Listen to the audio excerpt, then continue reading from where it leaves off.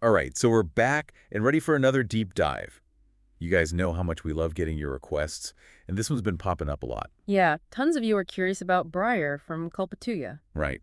It seems like this new character has everyone buzzing, especially with all the mystery surrounding her. And thankfully, we found a great article that's going to help us unpack all of that. It's called Who is Briar in Culpa Tuya? Character Explored in Depth. Oh, perfect. Sounds like we're going to be getting into some juicy details. For sure. Just a super quick recap for anyone who might have missed the first film.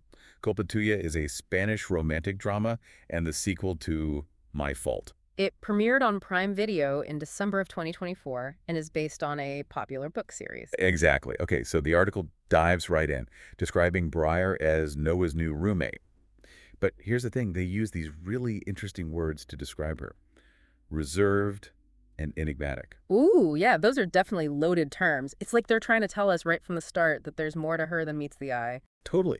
Like, what's she hiding? What's her deal? Why is she so closed off? It really makes you want to know more. Exactly. And that's how they hook you. They introduce a character who's shrouded in mystery, and suddenly you're invested. You want to know more. And they don't stop there. The article goes on to say that Briar has connections to some pretty shady people. Like drug dealers. Yep, drug dealers. I mean, come on. Imagine being Noah. You've got this new roommate who seems kind of off, and then you find out she's hanging out with criminals. It's a brilliant way to inject some suspense into this story. Like, is she involved with them? Is she in danger herself? Or is she using these connections for something else entirely? Right. It just adds this whole other layer of intrigue and makes you wonder what her true motives are. And this isn't just a random detail thrown in for shock value. The article says that Briar's involvement is highly critical to the story. Especially because she starts to develop a really close friendship with Noah. And that's where things get even more interesting. You have this character who is both potentially dangerous and mysterious, and she's getting closer to one of the main characters. It's like, is she a good influence on him? A bad influence? Is she going to betray him? You really don't know, and the writers do a great job of keeping us guessing, keeping us on the edge of our seats. Exactly. You're Yeah. constantly questioning her motives, trying to figure out what she's going to do next. And that's what makes her such a fascinating character. Oh, absolutely. She's not just a side character. She's a catalyst for change, a potential source of conflict, and basically a walking, talking question mark. I love that description. A walking, talking question mark. So true. She really shakes things up in Culpa Tuya. Oh, yeah, for sure. She adds this whole new dynamic to the story. And her impact on Noah and his relationship with Nick, remember, the central couple is going to be huge. Okay, let's talk about that. Because we know from the first movie that their relationship is already kind of complicated. They're from different worlds. Right. Totally different backgrounds. And their families don't exactly approve. Oh, definitely not. So they're already facing challenges. Exactly. Yeah. Now, with Briar in the picture, it's like things are getting even more complicated. Yeah, it's like the writers took this already intense love story and added this whole other layer of suspense and uncertainty. Which, let's face it, is what makes for good drama. It's a recipe for keeping us glued to the screen. Exactly. Oh, totally. And it's fascinating to think about how Briar's presence might challenge the whole Noah and Nick dynamic even more. Yeah, for sure. Like, remember how protective Nick was of Noah in My Fault? Oh, yeah, super protective. I can only imagine how he's going to react to Briar, especially knowing she's connected to this, like, shady underworld. Right. It's like, whoa, red flag. And then you have the whole jealousy factor, too. Oh, yeah, totally. Like, what if Nick starts to feel threatened by Noah's friendship with Briar? Exactly. Jealousy can be a powerful emotion, and it wouldn't be surprising to see it cause some serious conflict in the sequel. It's funny you say that because the article actually mentions that Briar's involvement raises questions about trust and commitment in Noah's relationship. Interesting. Do you think her presence could actually drive a wedge between them? I mean, it's definitely possible, right? Like, maybe the writers are intentionally using Briar to test the strength of their relationship. Yeah, that makes sense. After all, conflict is kind of the heart of any good drama. And throwing a character like Briar into the mix is a surefire way to create tension and uncertainty. Totally. It's like she's this catalyst that's forcing Noah and Nick to confront some uncomfortable truths about their relationship. And maybe even about themselves. Yeah, exactly. Oh. Okay, this is a good one. The article mentions that Briar's behavior keeps the audience guessing. What do you think about that? Is there a chance she is not what she seems? Okay, so you're thinking maybe she's manipulating Noah. It's just a thought. We know she's reserved and enigmatic, but what if there's a deeper reason for that? What if she's putting on a facade to gain Noah's trust? Whoa, that's a really interesting theory. It would definitely add another layer of complexity to her character. Like, is she genuinely drawn to Noah, or does she have some ulterior motive? It's hard to say for sure, and that's what makes it so fun to speculate. We're left with all these questions, and we can only piece together clues as we watch the story unfold. It's like a puzzle, and the writers are holding back some key pieces. The article was a little vague about Breyer's backstory too, right? Yeah, it didn't give us much to go on, which of course just adds to the mystery. Like, why is she so reserved? What happened in her past that led her to this point?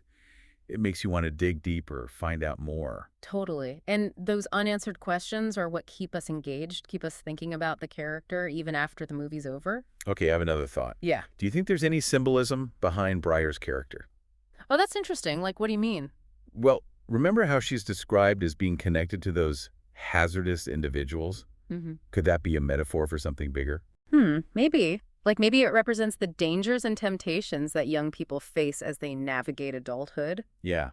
And maybe her friendship with Noah symbolizes his own journey of self-discovery. Right. It's like Breyer is shaking things up, forcing him to confront his beliefs and values. It's funny because thinking about it, Breyer's character kind of adds this whole new level of fun to the sequel. Yeah. Like, she brings in this element of suspense and mystery that wasn't really there in the first film. I totally agree. It's like she's a wild card, and we have no idea what she's going to do next. Exactly. It's exciting. Yeah, and it's so refreshing to see the writers taking risks, introducing a character who doesn't fit into any neat little box. Okay, but speaking of suspense, Culpa Tuya is only part 2 of a trilogy, right? That's right. Culpa Nostra, which means Our Fault, is set to come out in 2025. Do you think Breyer will be in that one too? I would be shocked if she wasn't. I mean, the article emphasized how critical her involvement is, and they wouldn't introduce a character with this much potential only to drop her after one movie. Especially with how much buzz she's generating online. Have you seen all the fan theories about her? Yeah. Like what her true intentions are, what role she might play in the final installment? Oh, yeah, I've seen some wild ones. It's amazing how invested people are in trying to figure her out. It just shows you the power of a well-written character. They really leave a lasting impression and make you think. Totally. And that's what I love about these deep dives. Yeah. We started with this seemingly simple question, who is Breyer? And now we've uncovered all these layers of intrigue and mystery. It's like peeling back the layers of an onion. Exactly. Yeah. And it makes me even more eager to see how everything plays out in Culpa Nuestra. Like, will Breyer ultimately be a friend or foe to Noah and Nick? Right, and how will her presence shape their future?